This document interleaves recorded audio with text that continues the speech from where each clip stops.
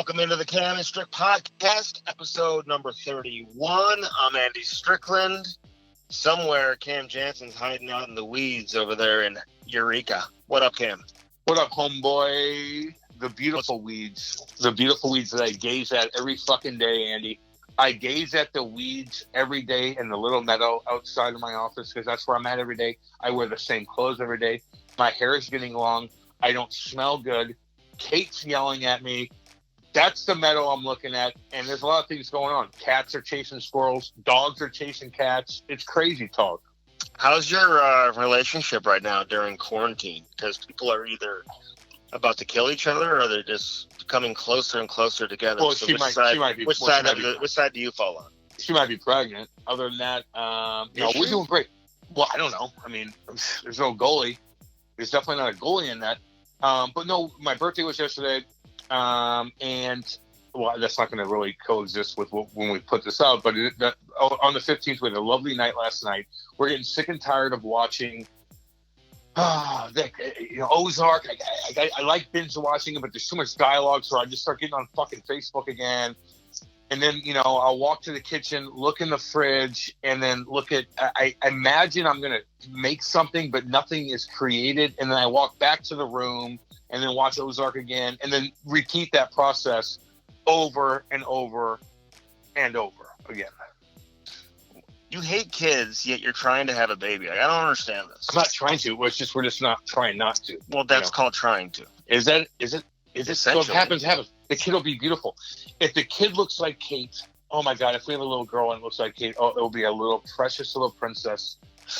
But if it looks like me, Andy, it's going to be a mutant. God. It's going to be a fucking mutant. Meathead. And it's going to, oh my God, especially if it's a girl too. Oh God, I would just, please. What if your girl looks like you? She's going to be a psycho. She'll be a psychopath roaming the streets of St. Louis like I did. And I'm just going to be like, oh God, what do I do? What do I do? Kate, help me. Or it could be a kid that's got my killer in it. Or it could be a boy that's a pussy. And I'll just be like, yeah, okay, I get it. You don't have my genes. That's fine.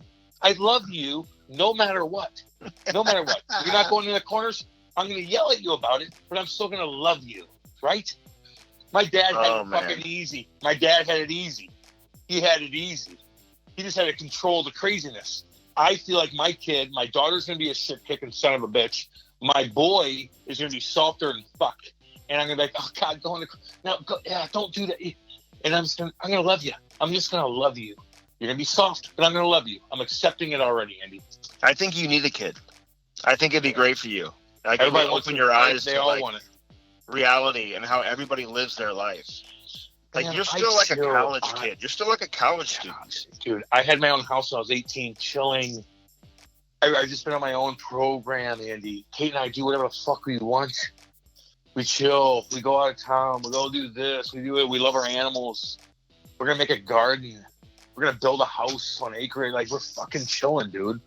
Do I want to be at the rink every second of every weekend or be on my fucking 40-foot fucking badass boat that goes 80 miles an hour every weekend and have guys like you and your wife down trying to escape your fucking kids? Trying to escape your kids, having you down. You're going to pay me, motherfucker, to come down and hang out with me. I'm going to make money. Can you explain something to me? Because I've never been down to the lake. The lake of the Ozarks. I know. I do other things. You probably can't swim. What do you do? Go to MAC club, you pussy? We travel. What the fuck do you do? We go on vacation. We're out of town. You don't do shit. You go to Michigan. I go to Colorado. We go to Jamaica. We go to Chicago. Last year, where'd we go last year? We went to Whistler, British Columbia. Oh, sweet. All you're doing is chasing your fucking kids around. Who are you kidding? No, they don't always come. That's a different story. They didn't come with us to Vancouver. They didn't come with us to Whistler. What'd you do in Vancouver? Ski? Well, it was summertime. We chilled, man. My wife loved it out there. We loved it. And Whistler is like one of the most beautiful places I've ever been to. 100% of it. So if I go out of town, that's where I don't go to, like... Dude, you're fucking spending $1,000 getting there. We could drive in my car down there, and we have fucking $100,000 little toys that we fly around and get treated fucking great everywhere we go. And say hey to, like, hockey guys that are down there from St. Louis and Listen, Fuck, there's people everywhere that we know. Shane Churla, I and fucked Mike that up. Madonna were there, and they weren't even there. Oh, Andy, you're right. I fucked that up. I know. There's no hockey guys there. It's so let me see this. I know the two guys I kind of embarrassed myself with. One that you're going to listen to next, Eric Lindros, Hall of Famer. Yes. This is one of the all-time best. The other Hall of Famer moments. I embarrassed myself. Mike Madonna. I was not in a good place in my head. And then I tried to be funny, and I'm like, did you go down to like? He's like, what the fuck are you talking about, Cam? Yeah. I'm like, I could. My dad told me, no, I saw you at the Lake of the Ozarks when I was playing Simpsons when I was like 6 years old. You were there. And he goes, no, I wasn't, you psycho weirdo. I'm like, fuck me. He hates me for what happened. And Lindros. Lindros hates me too. Now. Let me just say this. Because Cam, 90% of our guests have never heard of Cam. So fuck you. Lindros. The fuck they haven't. Don't be stupid. Don't be a dick like that. That's not true. 70%. That's not true. Anyway, so Eric Lindros, who you're going to hear in just a few minutes, man. I mean, just a phenom. Absolute phenom. Oh, my God. And just a crazy story to his career, though, too, man. I mean, a lot of negativity, Andy. A lot of negativity in well, the there shouldn't be. I want to, talk about the positive. And yeah, but there's a lot of negative shit. But it's hard not to bring up some of the adversity he had throughout his career. But he handled it. And he did. He's a Hall of Famer, man. So we got a lot of respect for Eric Lindros. But Cam does the old, hey, man, I just got to tell you how much I looked up to you. I love you. God. And I'll never forget preseason game. And don't ruin it. Don't ruin it. The coach, he put me out there to start. I actually started. And I'm looking at you. I can't wait to play against you. And listen to the podcast to hear the rest of fuck. Okay. Fucking embarrassing. I fucked up two superstars. I got two superstars mixed up, and I fucked up. Carlo Koliakovo told me the other day on TSN, he goes, Cam, I told the story. TSN Toronto, 1050? Toronto, whatever. Yeah, okay. He goes, I'm like, damn, does anybody ever else do that when they tell a story? Sometimes there's so much shit that happened, like you get fucked up. Carlo thought he played against Gretzky, and he tells people he played against Gretzky, and I'm like, dude, I remember when Gretter retired in MSG, and he's waving in 99 to everybody. He retired in 99. That's like his number. Carlo thought he played against him in the NHL. Carlo started in 03. That's dumber. That's way dumber than what I fucking said. Although mine was still fucking dumb. Take a listen to it. Yeah, that's embarrassing though, because I know you should know if you played against Wayne Gretzky. Eric Lindros, you should know that too. No, but I should know that too. Gretzky's next level. And I know. I fucked up a couple. Yeah, you're right. That's like a basketball player saying, "Hey, I thought I played against Michael Jordan," but you don't know if you played against Michael Jordan. What are you talking about? How do you not know that? Carlo, that's embarrassing. I'm sorry. Fuck, I know. He texted the other day saying I better not ever chirp him again because he said that I chirped him when we had Darcy Tucker on, but it was actually Darcy Tucker who chirped him and called him. Yeah, I know. He thought that was me. I'm like, that was fucking Darcy that said that. But why you? He thought it was me. He thought it was me. Dude, I'll tell you, don't know if you played against Wayne Gretzky, dude. I'm sorry. Shit. I'll tell you this about Carlo real quick. The one hockey player I think that you have a chance with in fighting is probably Carlo Koliakovo. Andy Strickman, not gonna lie to you, I'd pay 50 fucking G's to charity to watch that fucking toe-to-toe battle. Hey, but I will say this, dude, I've seen him drop the gloves and kick the shit out of people. I have. Where? So send that to me. I'll look that up on YouTube right now. Fucking show me. And you can tell him that I said it because there have been a couple of times, and I talked to him about this over the years. When Carlo played here, we were tight and talked all the time. And he had a couple of moments, like if he fought, it was because he fought angry and he was defending a teammate, usually a teammate that he was close with, whether it was Brandon Boyes, Pietrangelo, David Backes, something like that. And a couple times he dropped him, and I swear to God, Cam, it's so funny. Check it out, look it up. He fought angry and was throwing bombs. I'm going to look that up. God. Okay. Enough with this. Yes, it's true. The only reason why I'm beating Carlo is because him and Lance, they beat me so fucking bad. I get up at 7 o'clock and I got to entertain these guys for 40 fucking minutes. So fuck them. Fuck Carlo. They prank called me the other day. They fucking prank called me. Thank God I slept in for once. Why? They fucking called me and left a message live on the air. They were going to call me live on the air from 416 number, which I know it's Canada. Mm-hmm. And I'm like, and get me when I'm groggy. And they were said that Andy Murray was next to him talking because they know me and Andy had a beef, which I'm like, wasn't even that big of a deal. Like, they think that I don't like Andy. I'm like, no, he probably doesn't like me, if anything. And they go, oh, Andy, say happy birthday to Cam. Oh, he's not going to do it? Oh, you're shaking your head at Cam. They're acting like Andy's right by him. And I'm like, why the fuck does he hate me still? And he confused me, and I hate them both. Fuck them both. Carlo, you kick Carlo's ass. That's all I got to say.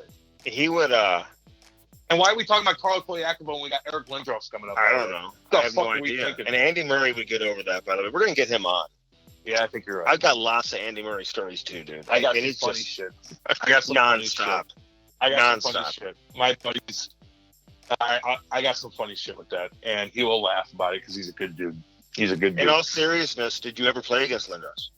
Yeah, man, I did. He hurt my back one time. I told you I tried to hit him.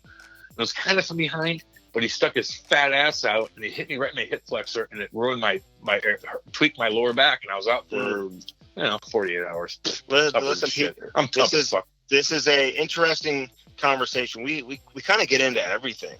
Yeah, we do. And so you got to stay with it, man. You got to stay with it. You got to stay with it. Yeah, just start slow, but he stays with it, man. He answers the questions. He does. And I respect this guy. He's the first, maybe the first NHL player that, as a kid in St. Louis, blew your doors off playing hockey and being all into it, hockey 24/7. Everything was hockey. He was the man who I had heard of prior to him being drafted. Dude, he was the big deal, and that's why. One other thing before we get to him, I'm like, dude, how you couldn't walk anywhere in Oshawa? Like, was that hard to handle being that big? And he was so gigantic, and he's like, no, I didn't even think about it. I'm like, what? Like what? Anyway, you guys are gonna check. You guys are gonna listen to it. Hey, real quick, Cam. He was a trooper. What's up? NHL hockey without fans. You're good with that, aren't you? Of course. The only thing stupid without fans is WWF shit, or I should say. I like Vince McMahon. He's a good entrepreneur.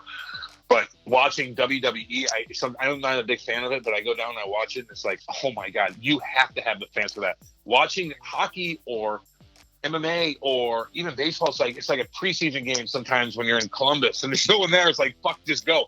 I remember playing in shitty ass rinks during preseason in the American League, and you're not even thinking of who the fuck's in the stands. The people that are evaluating you are watching, and you're gonna fucking go toe to toe. Like, I didn't give a shit. Although it does help to have that crowd by it, or not by it. I don't think there's any way to get around it. You want to play hockey this summer? There you You're go, not baby. doing it with Just fans. fucking do it. We're all watching. It is. TV market's up, baby. Yeah. Let's go. Yeah. But I love how the NHL, man, they want to play so bad, they're willing to do it. They get the green light to play, they're going to find a way to do it. So we'll see how that goes. Hey, you got the green light to go out and do some shopping to buy a car. Why not go to the Bellman team? Bellman Automotive, man, in Troy, man. We love these guys. www.bellman.com. They've got the Cadillac, the Buick, the GMC, and right across the street, the Chrysler, Dodge, Jeep, Ram. So there's something for everybody. I don't want to hear any excuses. They don't have what I want. They have everything, including the Escalade that I'm going to get myself in before too long. I can promise. No, you're not. You're not even cool enough to get an Escalade. Yes, I am. From them. Yes, you're not I am. cool. No, you're fucking not. You're not cool enough to get an Escalade from Bellman. You're not in that category. I'll get you a Jeep with small tires. That fits you. Okay. Yeah. Ooh, small tires. Do they have that? If you want small tires, they got it. If you want big tires, then take the doors off that bad boy because it's lovely outside. You know what? Everybody's bored. Go get a Jeep from Bellman. They'll take care of you. You walk in there, you're comfortable. Take the damn doors off. Put cooler in the back. Don't drink and drive.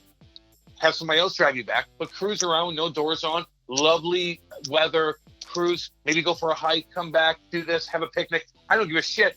It's there for you. And they're good people to deal with, Andy. They really are good hockey people. Amazing people, man. We love Dan Bellman, his boy Dale, and listen, we wish them the best and everybody out there. But again, they will come to you. You know, everybody's talking about sanitizing cars and like no contact this. No. They were the first people to do it. Innovation, man. That's what they do. www.bellman.com. That's with 2 N's. BEHLMANN.com. Get yourself a new ride. Get yourself set up in style for the upcoming nice weather. And, of course, our friends over at Cope 24, www.cope24.com, changing our parenting experience. We appreciate all the support they're giving us and, obviously, the support they're giving to the youth of America. All right. Eric Lindros, true legend, Hall of Famer, with us now on the Cam and Strick Podcast. Enjoy this one. Eric Lindros, who's up in Toronto, the Hall of Famer, man, and like I was telling you, Eric, man, it's a pleasure to have you on because we never talked to you, you know. So just before we get started here, don't let Cam scare you. He can be a little intimidating, you know, like doesn't necessarily speak English all the time. So just keep that in mind. Keep that in mind, Eric, when we're doing this interview, okay? All right, sounds good. How are you, man? How are you feeling? And like, what are you doing? Like, what is Eric Lindros doing nowadays with your life? And do you have any affiliation with hockey? Do you follow the game? What's going on with you? I look more right now at the present, and I think we're pretty lucky here in Ontario.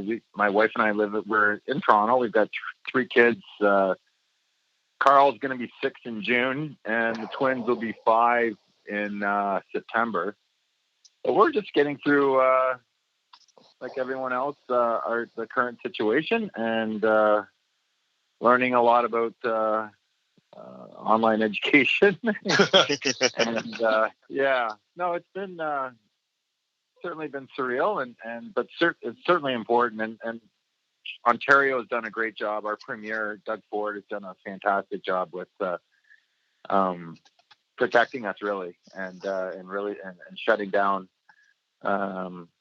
non-essential businesses when they've needed to be shut down, and really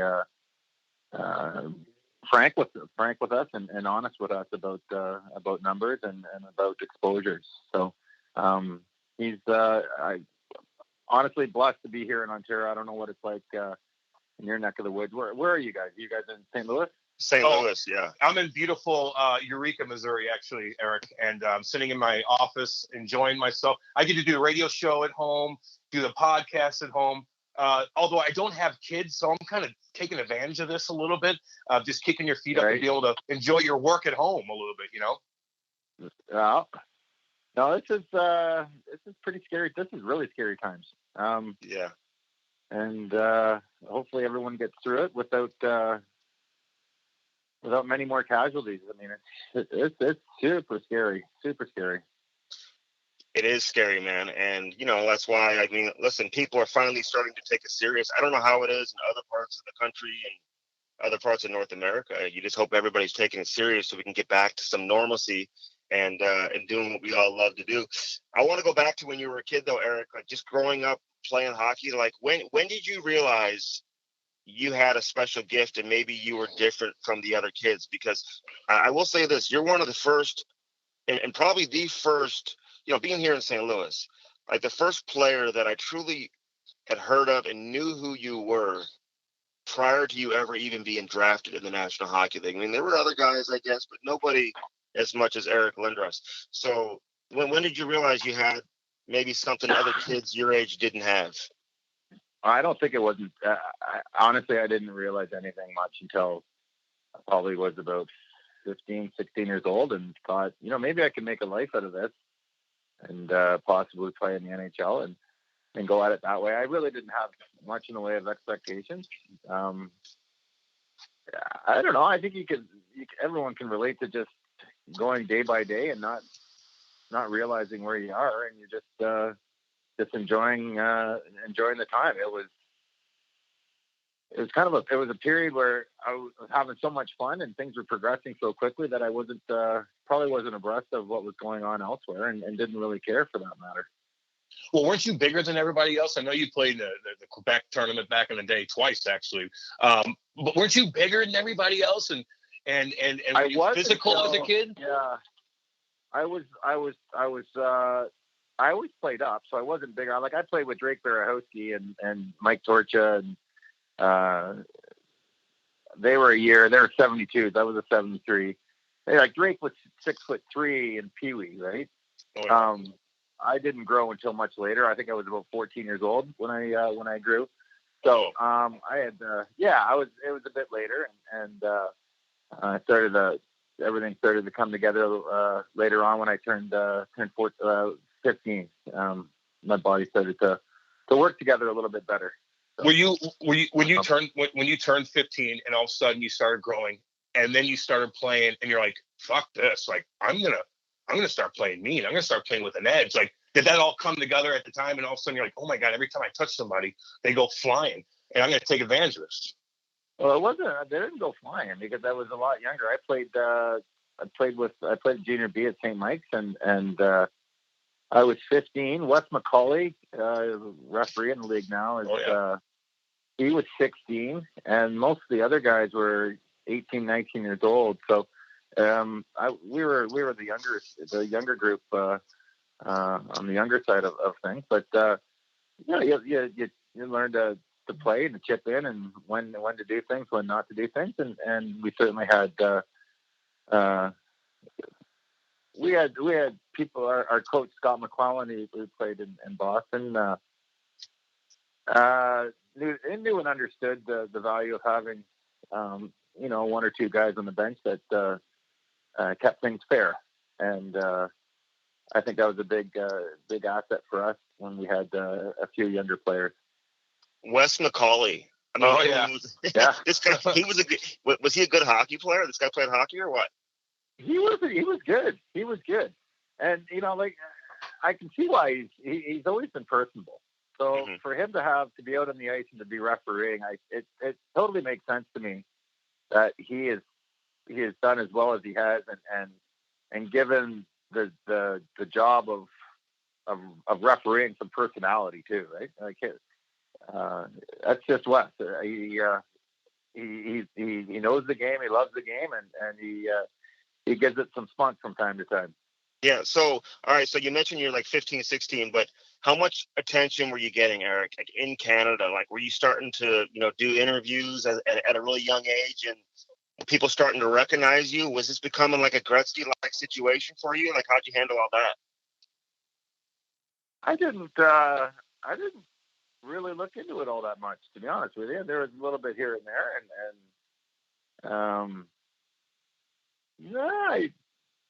I didn't spend too much time thinking about it, really. Well, let me rephrase the question. Did you like the pressure? Did you feel pressure at a young age? There wasn't any pressure. There's really no pressure until you start to feel pressure, I guess, when I didn't feel a whole lot of pressure in junior. I'll just leave it that way. It felt it was more just a desire to win. Pressure didn't really start to mount until things got to a pro level, or even prior to that, when I tried to improve while not playing in the National Hockey League for when I was 18. So, it's weird. When I played in Windsor, I saw the attention Jason Spezza had. I mean, fuck, I've never seen anything in my life. Of course, I told you from Eureka, you go up to Windsor, and all of a sudden, you go in a locker room, and Jason Spezza just had a signing bonus for $1 million, cameras in his face. I mean, you probably went through that times 10. I mean, there had to have been that jump where there's not much attention, and all of a sudden you go to juniors, Oshawa, and the cameras are following you everywhere you go. Like, how'd you deal with that? You know where it really happened? Junior was one thing, but I got invited to the Canada Cup in '91. Yeah. And being part of that and making that team, and you've got, Gretzky, Messier,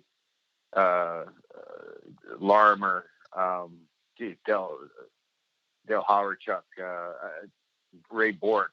I mean, the list was incredible, and to be in that, just to be there, was extremely special. And then they teach you how to deal a little bit with media and what to expect and what a few points here and there. I think growing up, we never really had it, right? We never, I'm like I said, a 73 birthday, and it's not like we get media training. I think a lot of these kids now get a great deal of it. Oh yeah, and are quite well versed in how they want to approach a situation. No, I think that was on the back burner for most hockey players growing up when I did. So. That's amazing, though. Like you're playing with Gretzky and all these guys. I mean, that's like Christian Laettner playing on the Dream Team, in basketball, like back in the day. Although you probably deserve to be on the team. I don't know if Laettner deserved to be on the Dream Team or not. But how those guys treat you as a young kid, kind of like a phenom coming in, were they good to you back then? Oh, they're great to me. Yeah. guys like Dirk Graham, Steve Larmer was excellent. He really was a wonderful person to be around, and he'd take me out to dinner and show me around a little bit. All the guys had time for me, but Steve Larmer really had really took extra, put a little extra in it, and yeah, I mean, it was fun. We had some younger guys on the team too. Luke Robitaille was young. Brendan Shanahan was relatively young. Corson. Yeah, it was a good group. It was a good mix, and then we had some of the wily vets and the big names on our side of things. Yeah, you just learn a lot just from being around those guys on how to be a professional. But I want to go back a little bit here. I know before you played for Oshawa, you I don't know if you got drafted by the Sault Ste. Marie, which Phil Esposito owned, but you didn't want to go there. Why I didn't want to go to. I didn't want to go to Sault Ste. Marie. Is about what is it? About 10 hours away from home. I wasn't in a situation. It didn't have a university, and I had already. So to get traded, I had a university of scholarship lined up for the University of Michigan that I was going to attend unless I was traded at Christmas. 6 months after I was drafted by Sault Ste. Marie. So I had done all my schooling. I'd written my SATs at the start of grade 10. I was prepared to go to the University of Michigan, and then Dave Branch and the rest of the governors changed the rules in the OHL to allow them to trade first-round draft picks. So then I was traded to Oshawa, and then I went to York University while I played at Oshawa. So, Sault Ste. Marie didn't have a university at the time, and quite honestly, schooling wasn't a huge priority in a lot of the teams, and especially ones that had a great deal of travel. I know it's improved since then, but back when I was playing it wasn't, and it wasn't as good. So plus that old building was freezing cold. Whatever about the building, but you're 16 years old, and honestly, I wasn't the most mature. I was a little bit wild at times. So I, being within reach of my dad being able to drive out to school with me was probably something that I needed from time to time. All right, let's get into it, because a lot of young people listening, they don't know the whole Eric Lindros story, and to be honest, I mean, again, like I said, we've never even interviewed you, so we're going to learn a lot here as well. You get to the 1991 draft. When did you tell Quebec you did not want them to take you, and were you shocked that they did, or did you know all along that they were still going to make you the first overall pick? I told them ahead of time that I didn't want to play for. It's not that I didn't want to play for Quebec. I didn't want to play for Marcel Aubé. He was the owner of the Quebec Nordiques, and I was not. For a number of reasons that you can look up on your own, I didn't want to have anything to do. So all that stuff, and I have looked up some stuff about him, that was all out prior to the 91 draft? Like, he already had that reputation even before that? Oh, the reputation was there, absolutely. Okay. Not just a reputation. I mean, it's pretty factual. So was that difficult for you, Eric? Like, you're a young kid. People are probably... It's difficult because it turns out to be difficult because it's turned into... I made that comment earlier about us, about kids growing up. Hang on a second. Can we just pause for a second? My kid just walked in here. You're fine. You're good, man. You're good, dude. You're good. Get out of here.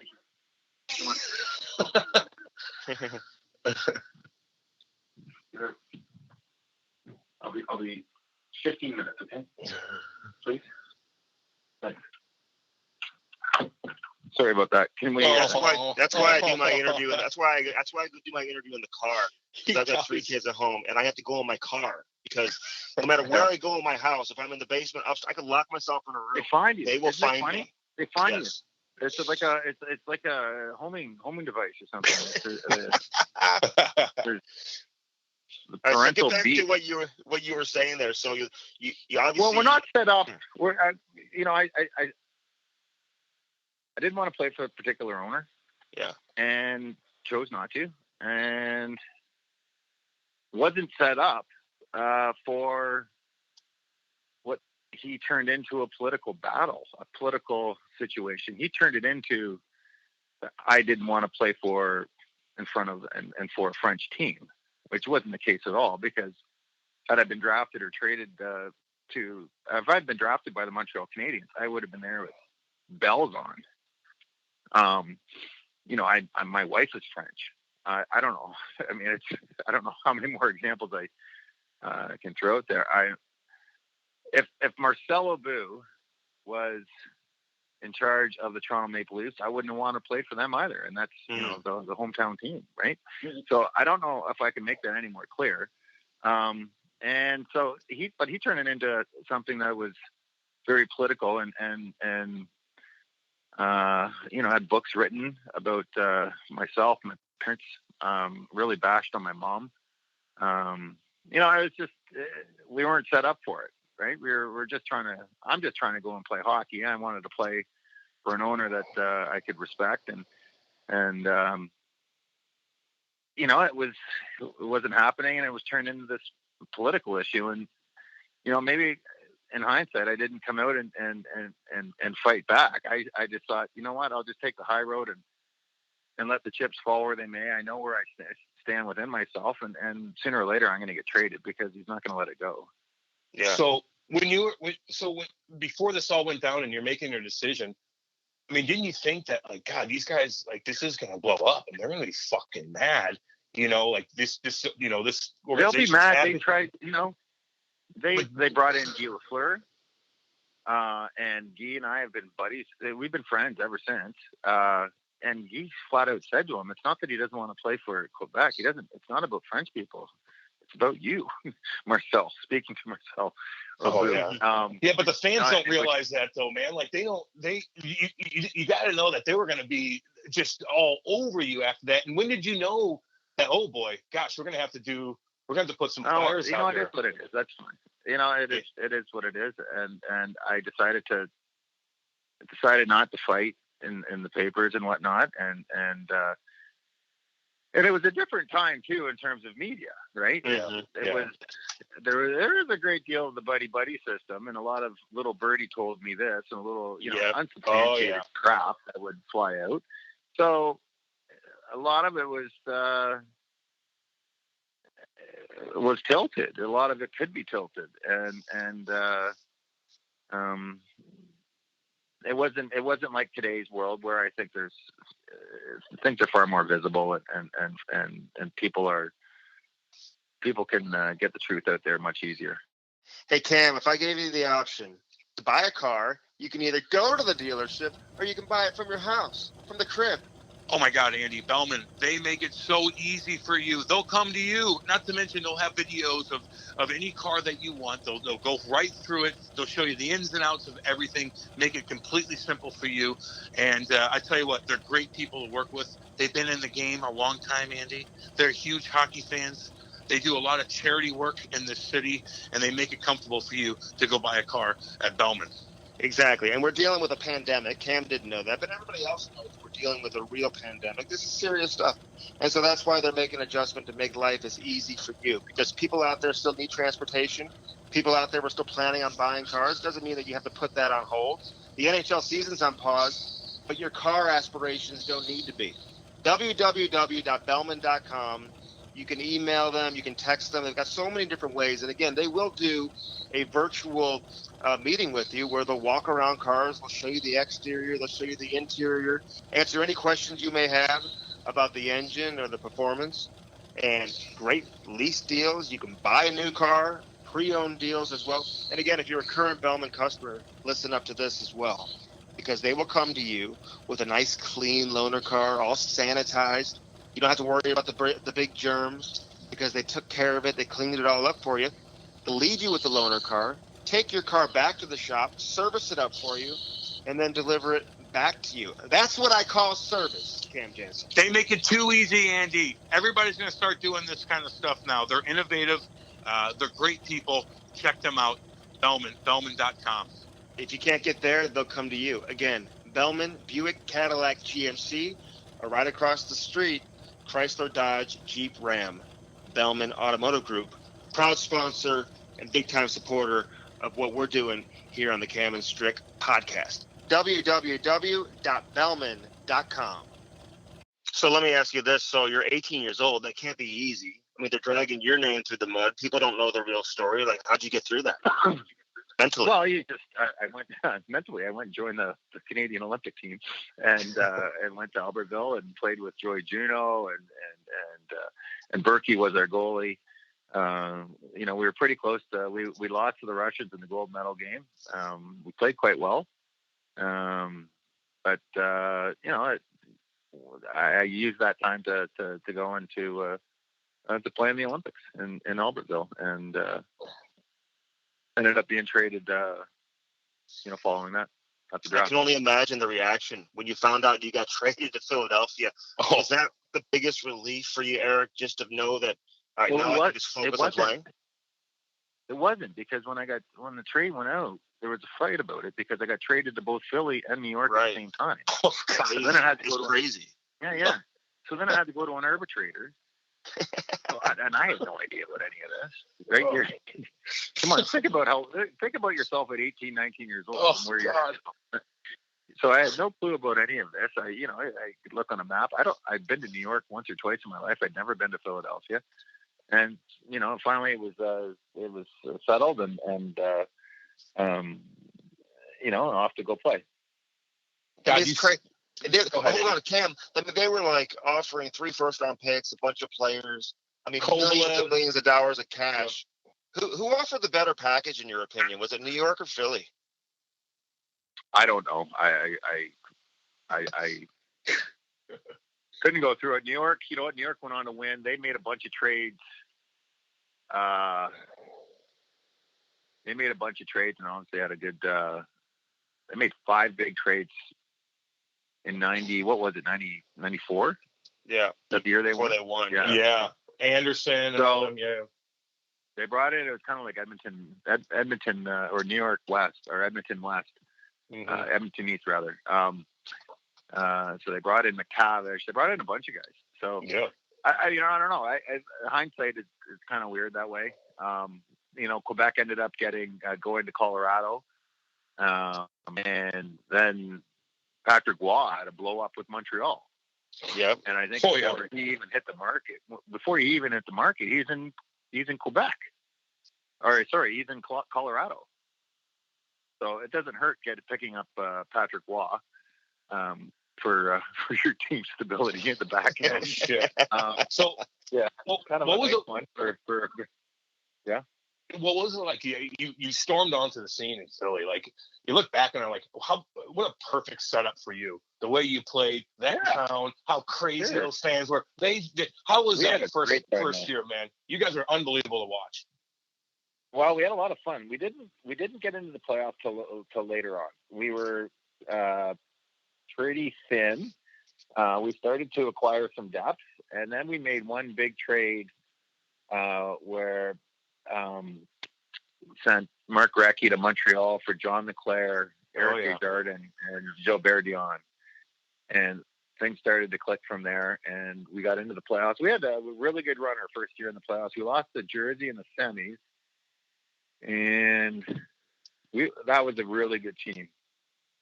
That was a very, very good team. I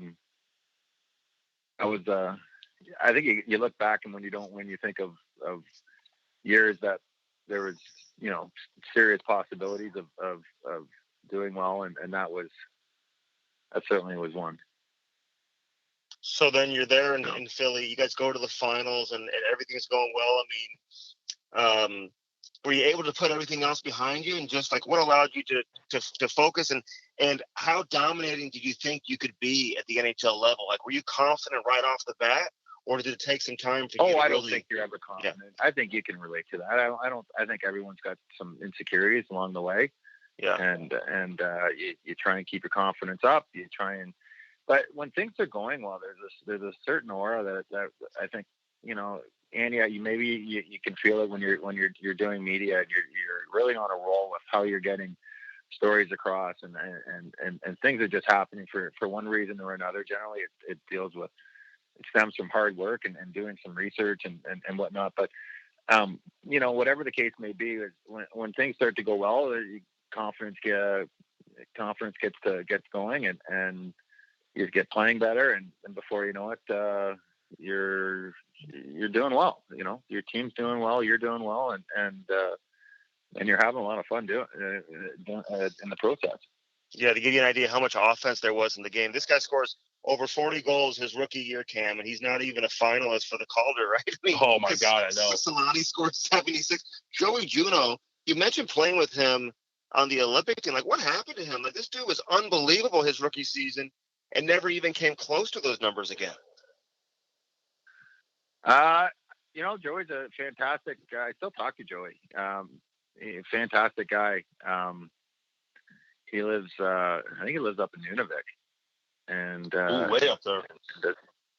And does a lot of works hard with his community up there, teaching values through hockey. I know he spent a lot of time doing that. I don't know what happened in Boston with him. Joey's a great player. It was Solani scored. I wrecked my knee, so I played 60 games or so. Yeah. And Joey was there, so it was the three of us, and then of course Solani that had a huge goal scoring output for his first year. That was fantastic. It was unheard of. I know you were 19. They were all in their 20s. You were 19 though, so I will say, like, a little bit of difference, I think when you what did Timu have? He had 76. You scored 76. 76. Yeah. You scored 76. I don't care how old you are. I scored about 76 in the alumni games now, Eric. I'm telling you. Yeah, you're good on the alumni game? Because we could use some goals on some of our alumni teams. I hear you.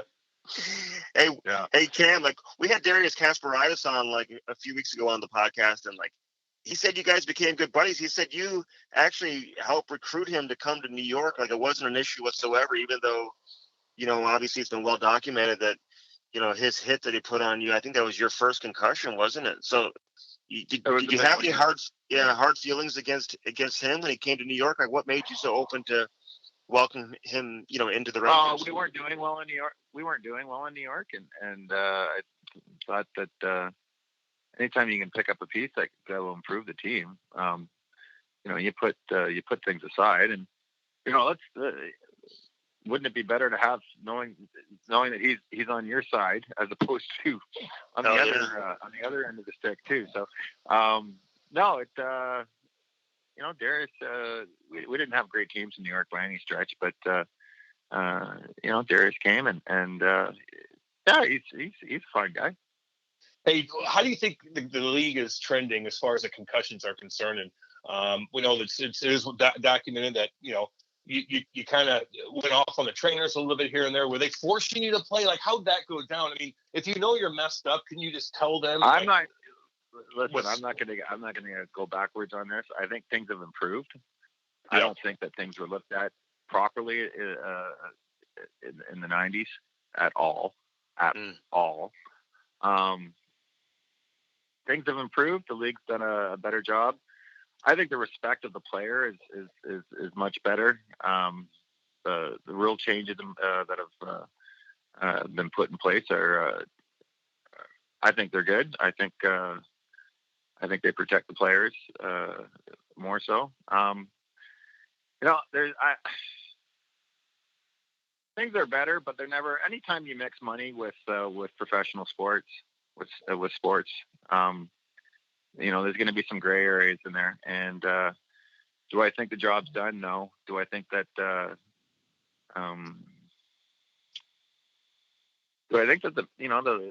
there's an opportunity for the league to help out on the research side of things? Absolutely. I think there's a lot of players that are affected by concussion, not just while they're trying to play, but following and once they retire, there's effects that way. So would it be helpful? Sure. And I still I'm hopeful that they'll look at it that way. I went down with the doctor of Montreal, Dr. Mulder, and presented to the competition committee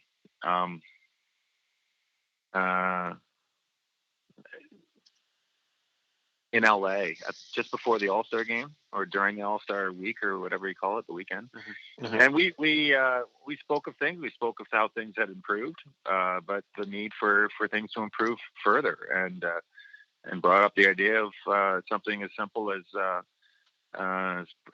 every team putting $1 million together and putting it towards one area or another of research in the concussion field, and seeing what they could come up with, and unfortunately to this day nothing's been done, and I hope it's not because by spending $1 it shows an admission of guilt. I would really hope that wouldn't be the case at all, but hey, listen, it is what it is. It's better than it was, but there's still a ways to go. Eric, I still hear an old school mentality sometimes of where you hear, hey, it's up to the player to keep his head up. The player turns his back into the defender, which led to the hit from behind, on some of these hits that are close to the boards. Where do you stand on that? I mean, is it up to the guy who's making the hit or the guy with the puck? I'm frustrated with the guy that uses the rule and throws himself into a situation where he throws his back into it. And puts himself in a vulnerable position. The game happens so fast. It's tough for guys to change the momentum once they are set to go, and set to come in, and really what you're doing when you're making body contact is just you want the puck to change possession. That's really the sole purpose of it. But by putting yourself, I just don't. I don't get it. I don't know why guys would put themselves in that vulnerable position to.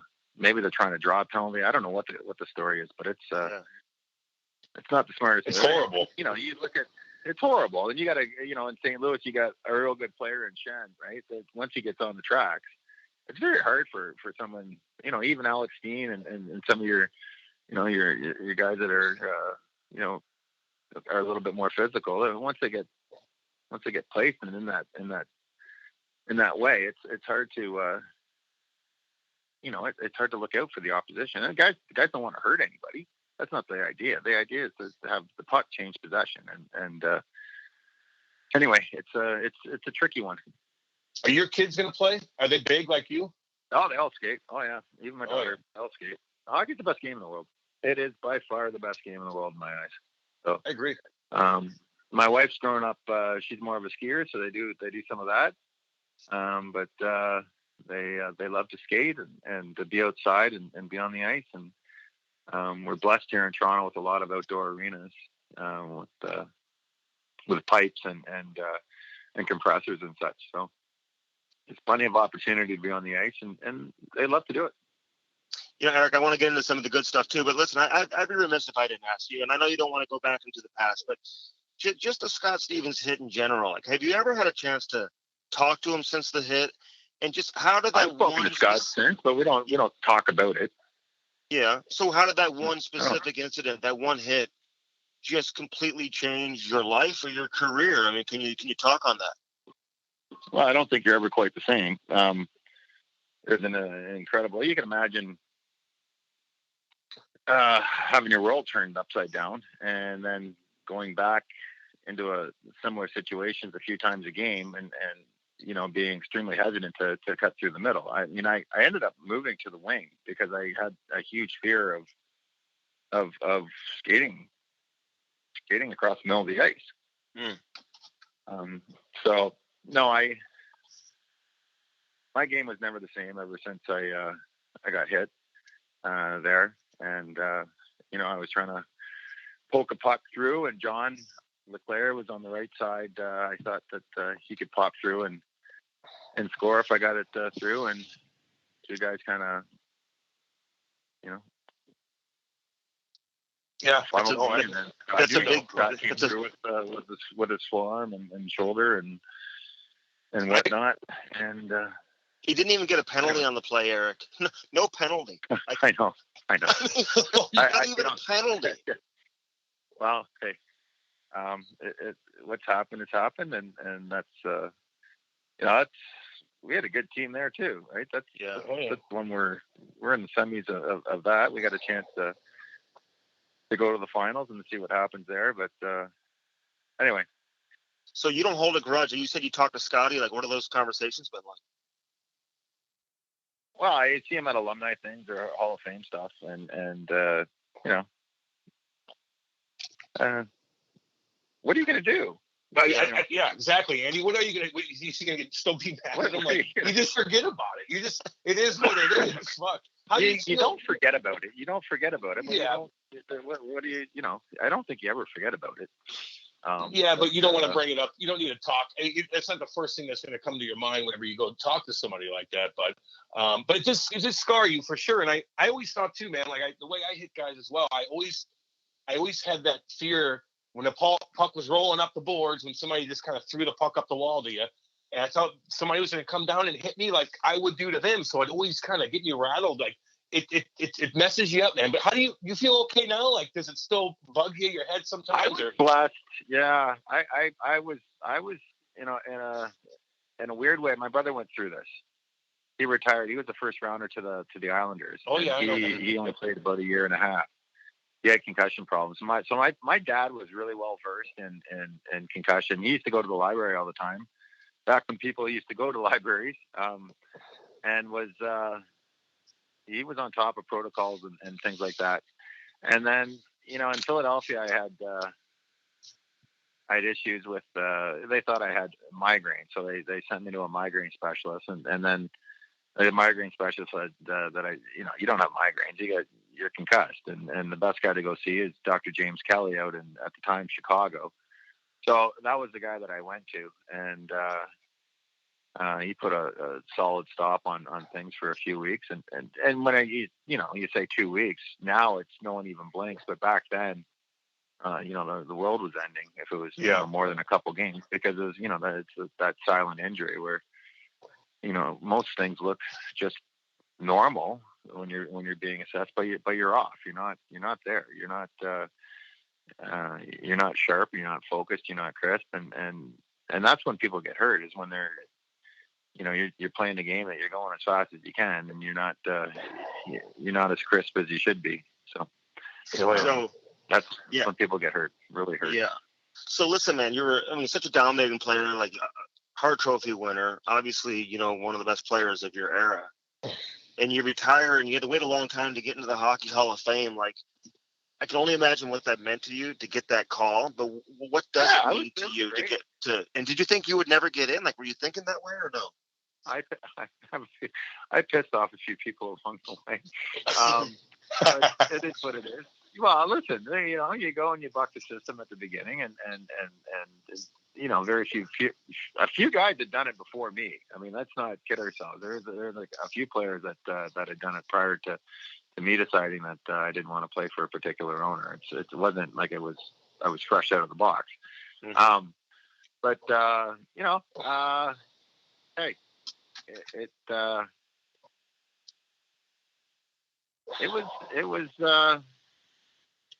a time where you get a chance to look back and to be so grateful for all the help that you received, and to look back and to see how fortunate you were to be, to have parents that you had, to have a family, the sacrifices that go with that. I think anytime that, Cam, you can relate to, Andy, maybe you played some sport. No, he didn't. I played. Hey, listen, I was a goal scorer back in the day. Okay? Oh, fuck off! That's what I did. I scored goals. Okay. Listen, we give him shit. Way more skill than Cam Jansen. I can promise you that. Even though he played in the league somehow, some way, we don't know how. Okay, thank you. Go ahead, Eric. Well. Any way you cut it, but you can imagine. I mean, most of the coaches that you have are donating their time and their spirit and their energies. You're grateful for that. You're grateful for a lot of the teammates that you had along the way, and people that would spend countless hours with you showing you little tricks and helping you out along through things. My billets that I had in Oshawa, I'm still in touch with Baby Jean. We lost Gilly, her husband,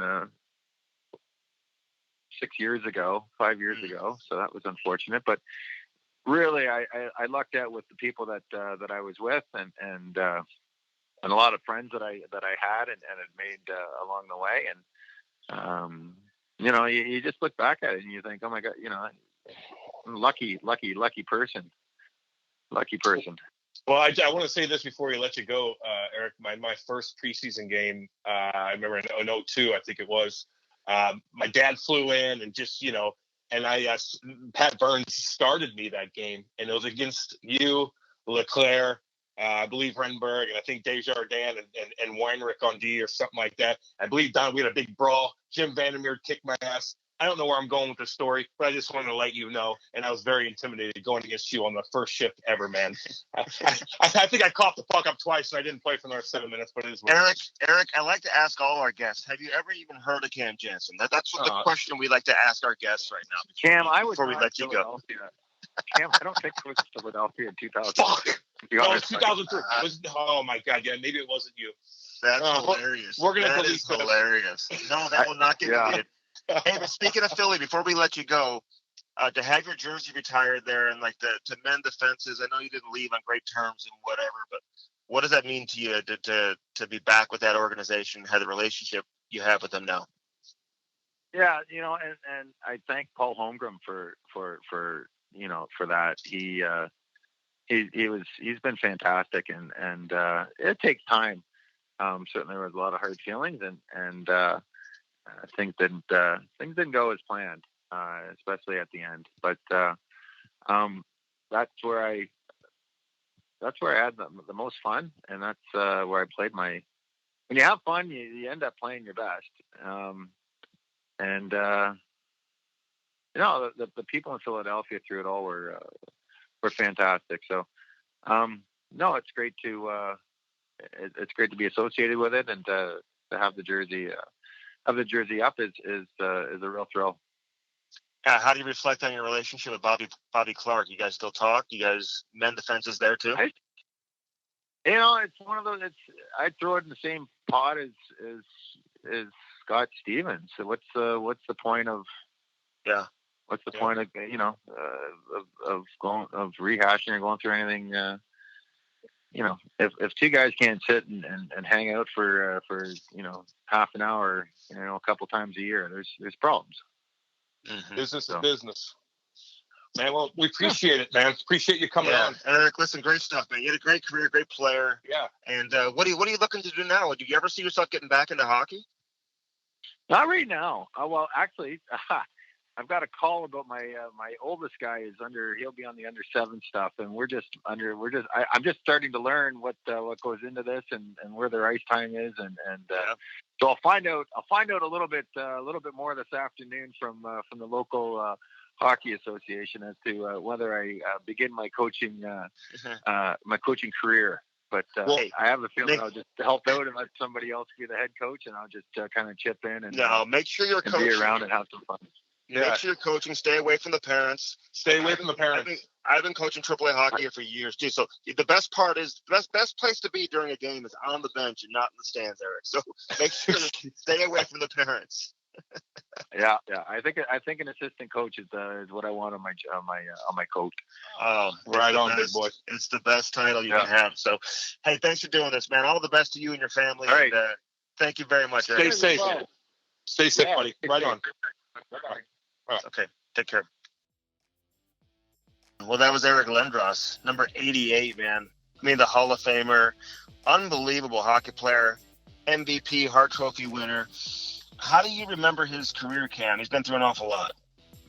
Well, as a player to another player, I remember his career as just domination. I mean, just look him up on YouTube. Some of the shifts that he had. It's like, if I was orchestrating a team, especially now, good fuck God, Andy, imagine having him.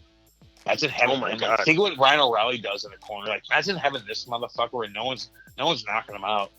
No one's gonna knock him out with a hit nowadays. He's just too big.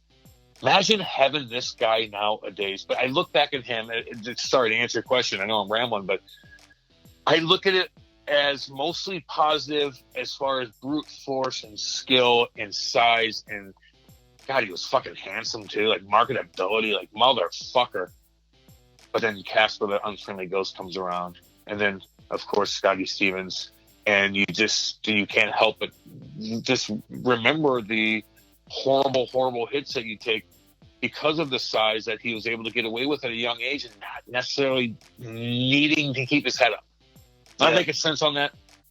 No, you are, man. I mean, I think about the same stuff you're saying because he was so dominant. He was so big. He could score. He could do everything. He came in as advertised. It's amazing how many points he scored his rookie season. Missed a bunch of games, but didn't even win the Calder because Teemu Selanne was unreal that year, scoring 76. Oh, those guys were a little bit, they were a little bit older than him. But I got to be honest. I also think of the hit from Scotty Stevens. I mean, Kasperitis, you think about that, but not nearly as much as the Stevens one. I brought it up. I just brought that up. Yeah. Oh no, I know you did. But because it happened in the Stanley Cup playoffs, and he had been out because of a concussion for for a long stretch of weeks, and then comes back and just ends up getting hit again. That was the last game he ever played in a Flyers uniform. And this guy had a lot of, conflict with Bobby Clark, which led to him sitting out an entire year as he recovered from concussions, but he didn't come back and play before he went and played for the New York Rangers. Then he never hesitated to take, team executives on head on, No, he was ruthless. Well, he was ruthless even in OHL.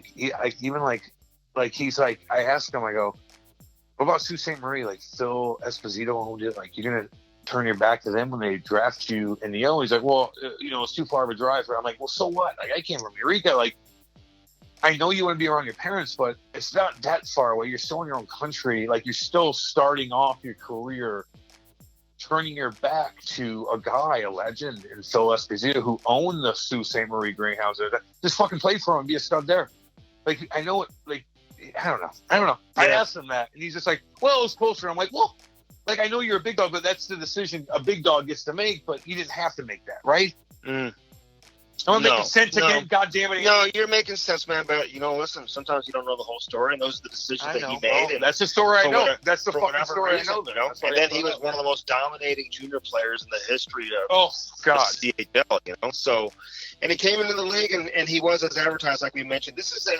I'm glad we did this interview, Cam. It's a good It's a good interview, a good guy to have on to tell his story and to just talk to. And for a lot of our listeners who maybe don't know the whole story of Eric Lindros, just in terms of how great this guy was. He's the Hall of Famer. Hey, he had to wait a long time to get into the Hall of Fame, but there's no doubt that he deserves to be there. So good job on this one, Cammy. Thanks, buddy.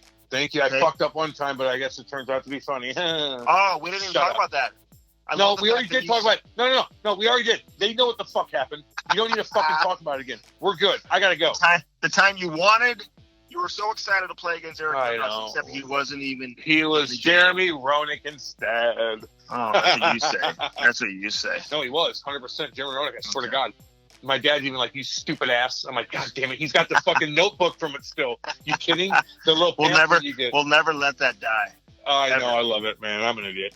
Who Get cares? your new car from Bellman.com, www.bellman.com, and support our girl Renee Howitt, www.cope24.com. We love all our sponsors. Great job, Cam. All the best to you and Kate. We'll talk soon. See you, dudes.